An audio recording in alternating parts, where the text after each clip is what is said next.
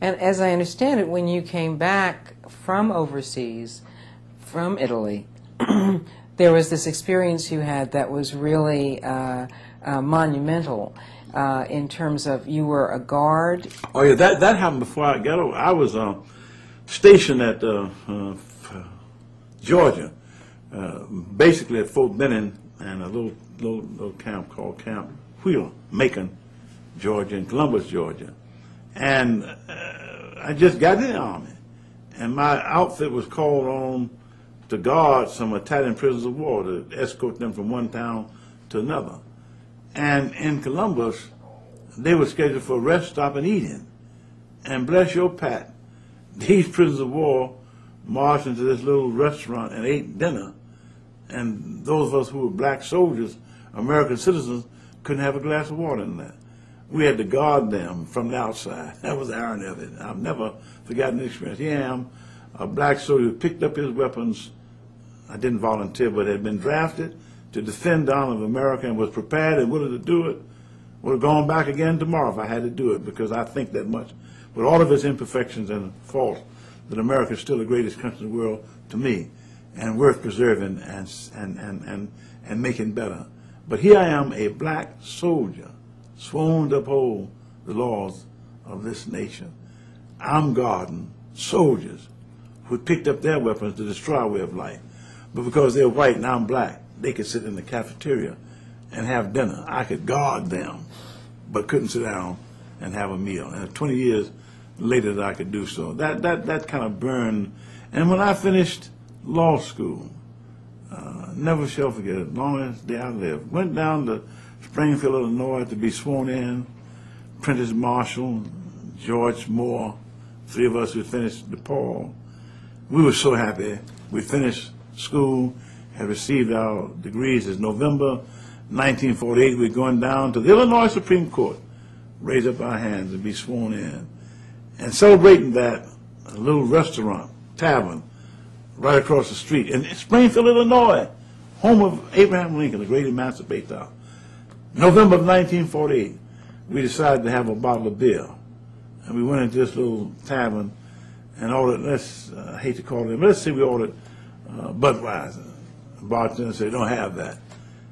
Well, give me some Heineken. Don't have that. We're still laughing and talking. Well, give me, and we called for another brand. They don't have that. Then it dawned on us, this man doesn't intend to wait on us. Now, if you could have seen the bartender, a man who looked like he just escaped from the coal mine, you know, dirty as he could be, if you could see this little nasty bar. And finally George said, well, give us a bottle of anything you serve. And he finally said, we don't have any for you and your kind. 1948 in Springfield, Illinois, getting ready to be sworn in, the Supreme Court of the state of Illinois, and couldn't buy a bottle of beer across the street from the Supreme Court. These kinds of experiences leave, and I thank God I'm not mad at anybody. I'm not, the experiences did not ruin me, but America has so much changing to do. And to see white people now, particularly young white men, who feel that they have no part in trying to bring about a change. I've been in debates with them at some of the great schools of this country, and they'll tell you right quick, I didn't own slaves. I've never taken a job from you. But we're all the beneficiaries of our inheritance. And Lyndon Johnson made that point so eloquently. If you had two sons, one that you mistreated, locked up in a barn, never let him see the light of day, never let him go to school, never gave him a decent meal. But the other son, you sent him to Harvard and Yale and fed him the best food, gave him the best doctor. And then one day somebody came and said, Mr. Johnson, you've not treated your two sons right. One you've done the best you could for, and the other one you mistreated, kept in the barn, didn't clothe, didn't feed, didn't educate. And I started crying and admit, yes, I've mistreated my son. And I sent for him and said, unlock that barn door. Bring that boy out. Give him a bath. Come here, John, you're my second son. And I confess, I've not treated you like I should have. But from this day, you equal with your other boy. Go on out there and make it. Nothing in your way.